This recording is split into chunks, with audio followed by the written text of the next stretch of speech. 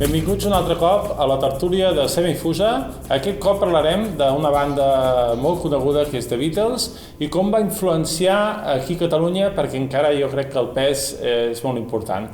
I passo a presentar-vos els nostres convidats. Primer de tot tenim el Josep Maria Fancino, bon dia. Bon dia. I una mica, ell és músic dels Folls, de Radio Quartet, Magical Mystery Group, i té un espai que es diu En B de Beatles, que s'emet per ràdios de Catalunya, Andorra I Balears. I és també membre del Consell d'Administració de Radio Olot. Benvingut. Entre altres coses, ben trobat. Molt bé. Després tenim el Jordi Malagosa, director del fanzine El Submarí Groc, que el tenim per aquí, un fanzine dedicat als Beatles, i president del club de fans dels Beatles als Països Catalans. Sí. Benvingut. Sí. Moltes gràcies. I després, per altra part, tenim el Ferran Vallejo, col·leccionista, creador d'una de les webs més importants pel que fa de referències musicals, que ens ha portat també una xapa d'això. I, bueno, benvingut també al programa. Gràcies. La primera pregunta serà una mica fàcil o complicada, no ho sé. Què significa per vosaltres els Beatles? Fàcil o complicada? Oh, no sé, depèn de com... Home, els Beatles, en el meu cas, des de l'any 63 els porto a la motxilla. Per tant, han estat companys de la meva vida fins a dia d'avui. Primer amb aspectes musicals només, després amb la Beatlemania com a aspecte social i com a aspecte d'actitud davant del món en aquells temps i després seguit amb tots aquests temps i bàsicament, evidentment, per la seva música. Per mi els Beatles són bàsicament música. Molt bé. I per tu? Per mi els Beatles és una manera de viure, no? M'han acompanyat des dels 13 anys, que va ser quan van matar el John Lennon, fins al dia d'avui i sempre que els moments bons, els moments dolents, sempre la música dels Beatles ha estat amb mi, no? I la veritat és que si no hagués escoltat la música dels Beatles, jo crec que la meva vida hagués sigut completament diferent, possiblement tindria més diners, però no seria tan plena com és ara. Molt bé. I per tu, Ferran? Bueno, jo també he viscut tota la vida amb la música dels Beatles, des que el meu pare em va comprar un disco d'Andorra l'any 63, i jo era molt petitó, tenia només 11 anys, i des de llavors vaig quedar enganxat amb la seva música, bàsicament. I a còpia del temps, he anat evolucionant cap al col·leccionisme,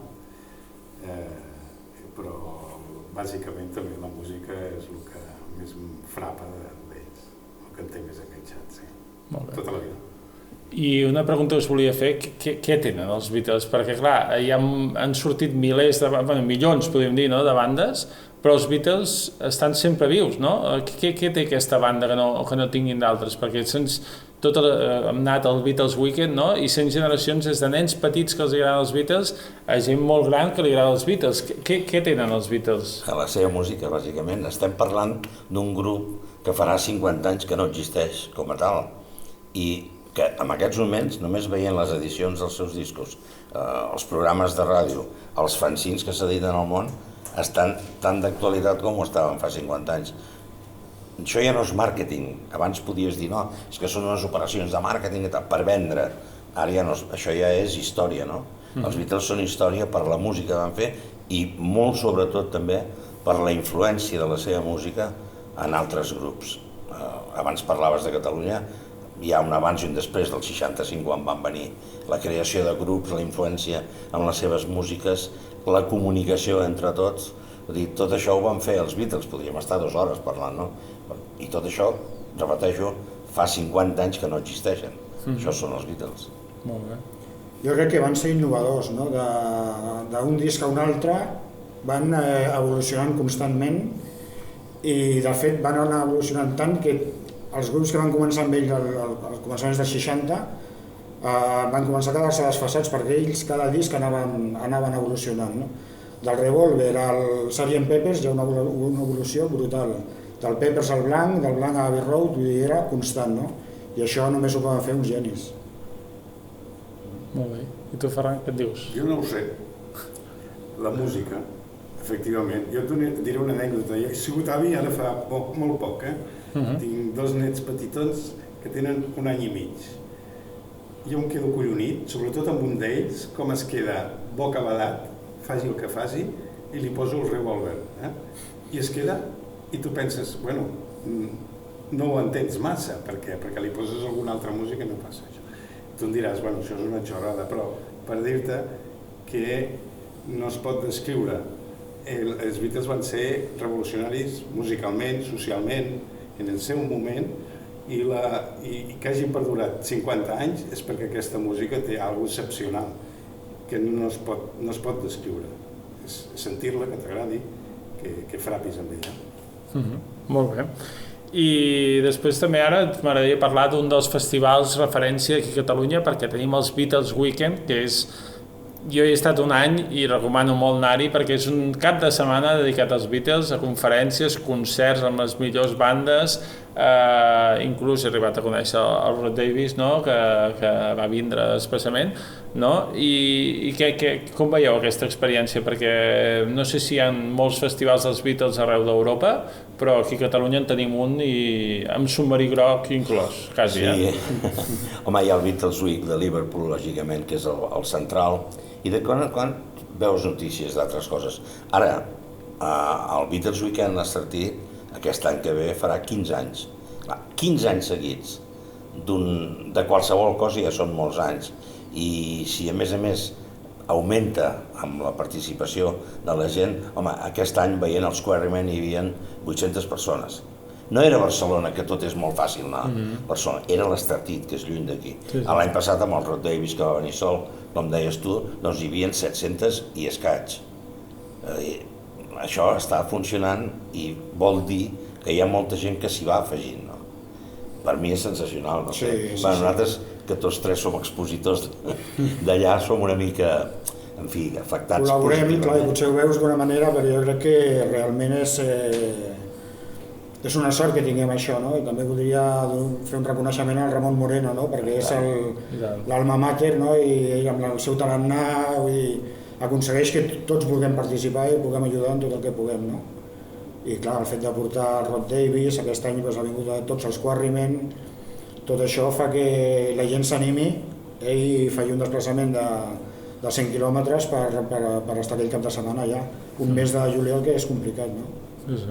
No, hi ha altres...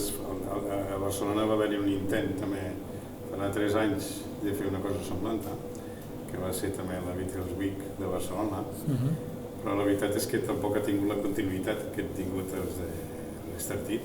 L'Estartit fa 15 anys que estan en aquesta història. I a Europa també hi ha algunes ciutats concretes que també ho fan, això.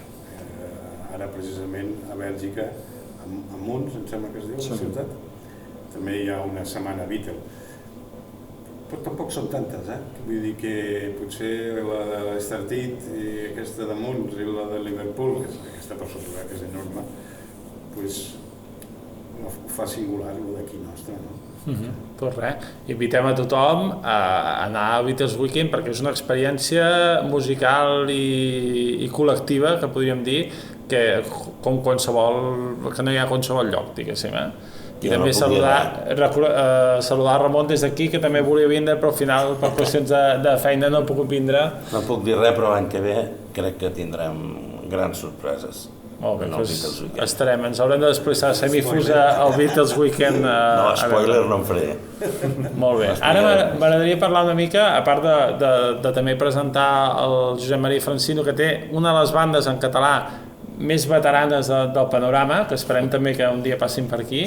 M'agradaria parlar del fanzine, el Submarí Groc, i de la teva web, que també recull tota la discografia dels Beatles, no? Que suposo que no és fàcil perquè no només hi ha els típics discos dels Beatles, sinó que també n'han sortit molts i clar, a cada lloc a cada país era diferent, no? També la portada, hi ha molta història. Per on comencem? Comencem pel fanzine, com va sortir? Sí, el fanzine va sortir l'any 2015 i va ser l'evolució natural. Primer vam crear una pàgina de Facebook, que és fans dels Beatles dels Països Catalans, que hi ha uns 2.000 persones que estan apuntades allà. Llavors vam començar a reunir-nos i va ser quan allà va sortir la llavor del que és la revista en si, no? Aquesta revista, que és trimestral, té l'avantatge que és la primera que està feta en català, perquè aquí se n'havia fet alguna, però ara feia molts anys que no havia cap revista així sobre els Beatles, no? I en català doncs, no havia, és la primera. Està feta de manera casolana, no? Però amb molt d'amor.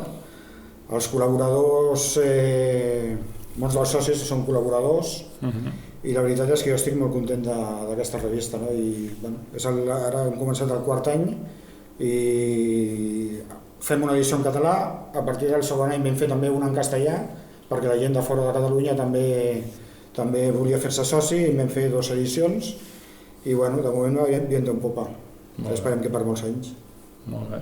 I a la web una mica com va néixer i com... La web va ser l'any 97, va ser quan la vaig posar per primera vegada a la red, i va començar amb la història del disco Help de tot el món, les edicions que s'havien fet a diversos països. L'excusa va ser una mica aquesta, com un aparador, per obtenir egoistament per part meva gent que em pogués enviar les seves edicions dels seus països. La cosa que va començar només amb uns quants discos d'Europa, doncs ara hi ha 400 edicions diferents que estan reflexades a la web. Però aquesta web, a més, ha augmentat perquè això té un límit, i després vaig posar també la col·lecció, les edicions dels discos editats a Espanya, dels Beatles, que té certa solera i que tots els col·leccionistes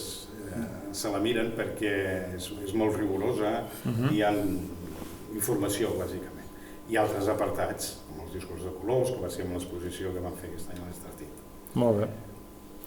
I des del Club de Fans també, quines activitats organitzeu? Suposo que també esteu abocats amb el Beatles Weekend, però també una mica perquè la gent us conegui quines activitats feu. Sí, bueno, nosaltres, a part de l'exposició del Beatles Weekend, que aquest any l'hem compartit amb el Ferran, doncs fem trobades periòdiques a la Garrafa, que està a Barcelona, a les Corts, no?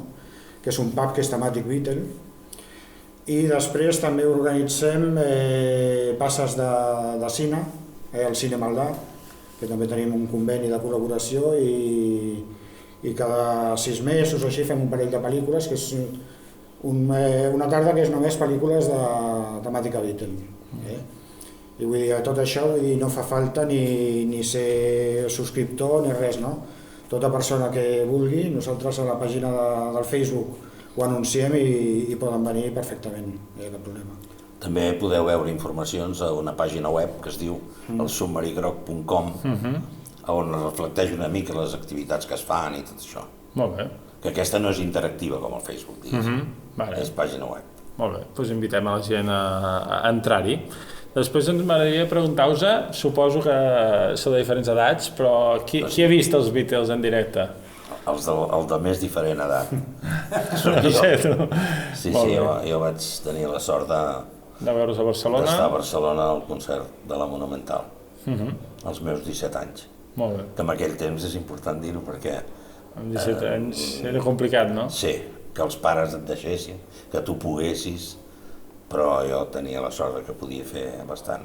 I a més els Beatles crec també que una de les coses bones que tenia és que tecnològicament a vegades hi havia concerts que eren bastant no gaire bons, perquè a vegades sonaven per la megafonia de l'estadi, no? I tenia aquestes coses que si avui en dia sonessin amb els equips d'ara seria una experiència... És quan escoltes el McCartney tocant Beatles. Que els Beatles era una època on, i t'ho dic com a músic també, no existien els monitors, per exemple. Ara vas a un lloc i no hi ha monitors i no toca ningú. Home, sense monitors no es pot tocar. Sí, els Beatles, igual que nosaltres i tothom, podíem tocar sense monitors perquè no existien.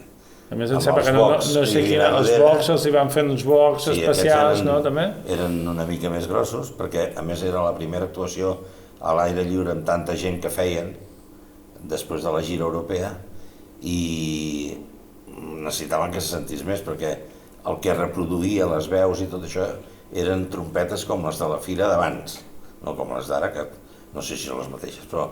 O com aquelles d'església, que són allargades, que només donen aguts, amb allò és el que sonaven. Els que teníem, o vam tenir la sort d'estar al mig, encara que fos lluny, pillaven bastant el so dels amplificadors i el so de les veus.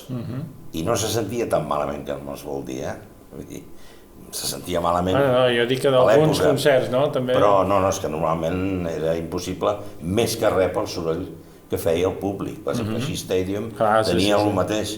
Però clar, si hi havia 50.000 persones cridant, ells ni s'entenien el que feien, no? Però realment va ser molt interessant. I entre altres coses, la gent els teníem aquí, les cançons. Llavors tu els veies allà com te les cantaven aquí també. Però va ser una cosa tan gran que, en fi... Molt bé. I heu estat al de Cavern? Pregunta general? Sí. El que el de Cavern que hi ha ara no és l'original. L'original el van derruir al 73 i van fer una rèplica i amb aquest sí.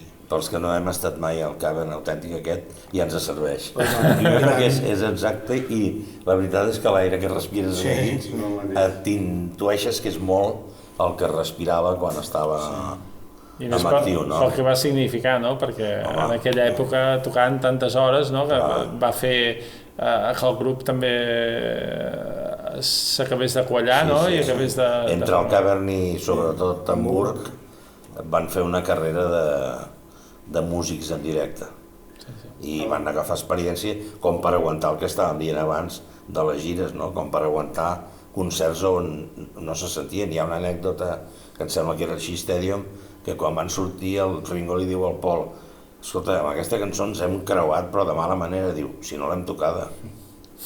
No sé si és veritat o és mentida. L'anècdota hi és. Però és que és lògic, si tu veus actualment que els concerts es veuen amb millor imatge i millor so, per tant pots percebre millor com eren, ja és això. El John va mirant el George i va fent com volem dir, tio, jo no sento res. Es posa el micro i diu, ja t'hi virigarà, i la gent, i se'l torna a mirar el Gandhi. No vam tenir l'oportunitat, jo també era molt jovenet, jo tenia, quan vam venir, va ser l'any 65, tenia 13 anys, llavors ja no vaig ni demanar permís als meus pares perquè era impossible, no? Però sí que hem tingut l'oportunitat de veure-los després, amb el Paul McCartney, que ha vingut diverses vegades d'Espanya, i també hem tingut l'oportunitat i la sort d'anar-lo a veure també a altres concerts que han fet a Anglaterra, per exemple, en el meu cas, i en el Ringo Starr, que ha vingut aquest any mateix passat, va venir, i també l'han pogut veure en directe. Jo també vaig tenir l'oportunitat de veure fora d'Espanya en un altre lloc. En Ringo potser no tant, però en McCartney sí que transmet l'esperit dels Beatles al 100%. És a dir, els seus concerts revius la seva música, que és el que hem dit des del primer moment, que és el que a nosaltres ens agrada, a mi personalment. Sí, i quan fa els temes Beatles, pràcticament són els arranjaments dels Beatles, i inclús la veu, el to. Això ja és una bestiesa per l'edat que té, i a algunes ja li costa una mica, però et dones bastant l'efecte de com haguessin sonat si haguessin tingut els equips d'ara. Per tant, sempre s'ha de, quan es parla dels Beatles i les actuacions en directe, sempre s'ha de contextualitzar, perquè si no, no n'hi ha prou a vegades que sents dir, no, però se sentia molt malament. No se sentia molt malament. Ara sí que pots dir si un concert se sent molt malament, amb els mitjans que hi ha perquè se senti molt bé. Però amb el context aquell era encara gràcies. Se'ns va tirant el temps a sobre i jo us he demanat un encàrrec abans de que vinguéssiu aquí, que era que portéssiu la vostra joia de col·leccionisme i m'agradaria acabar amb aquesta joia. Comencem, si et sembla, per tu, Josep Maria. Molt bé. Bueno, la meva joia és aquest pòster, un pòster de l'Emi Odeon de l'any 65, que jo no n'he vist mai més que aquest, perquè ni a l'Emi, quan van fer els nous instal·lacions i en tots els pòsters no hi era, i els hi vaig dir, tu, i el d'Emi, i em van dir que no el tenien. I com que fa tants anys que m'acompanya i no m'ha costat ni 5, vol dir, no és allò que, perquè bueno, me l'han volgut comprar per molts cèntims, però és una joia per mi. I t'acompanya allà on vas, que això m'ho has confessat abans fora de càmera. Això és el llit. Normalment, sí. Aquest no ha sortit massa a les exposicions, perquè Mira, què vols que t'hi digui? Tinc com recança. Molt bé. Però a més ja es veu a la web, vol dir que... Bueno, jo he portat dos discos, que els dos són del Tony Sheridan. Tony Sheridan és, aquest és el primer disc que es va publicar a Espanya dels Beatles, no? Però els Beatles aquí eren un grup d'acompanyament d'aquest músic. Això ho van gravar a Hamburg i el nom dels Beatles no surt per enlloc, no? El que fa que sigui una peça, vull dir, molt buscada i molt difícil d'aconseguir avui en dia, perquè segurament es devien fer molt poquetes còpies, no?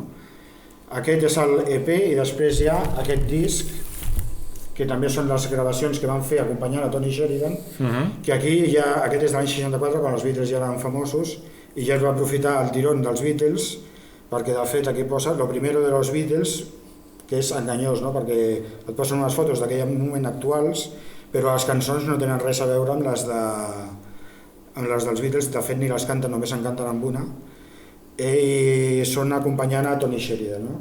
I aquestes dues són les peces potser més difícils d'aconseguir de la discografia espanyola. Molt bé. I són importants dintre de la meva col·lecció. Un plaer que les hagis portat. I tu, Ferran, què ens has portat? A veure. He portat una cosa molt sentimental per mi, que és l'edició d'aquest disco, de la primera vegada que en Paul McCartney va venir a Barcelona, l'any 1989, amb un programa de televisió que feia la Julio Otero. La Julio Otero, sí. I que vaig estar d'estranquis en allà, ell també hi era, i vaig tenir l'oportunitat de veure per primera vegada de tu a tu un dels Beatles amb tot el temps que feia que els havia seguit. I afortunadament amb un directiu de la EMI vaig poder aconseguir aquest disco signat pel Paul. I bueno, té aquesta cosa sentimental de ser el primer cop que vaig anar a veure un Beatle en directe a la vora, més o menys a la vora. Molt bé. Doncs agraïu-vos molt que hàgiu vingut aquí als estudis de Tutupà i de Semifusa i bueno, gràcies per encomanar aquesta passió que teniu dels Beatles, que em sembla que molta gent també la tenim, i desitjar-vos molta sort amb els vostres projectes. Gràcies a vosaltres, sí. Ens veiem. Doncs ens veiem el pròxim cop amb més tertúlia de Semifusa i estigueu atents perquè d'aquí poc tenim més contingut.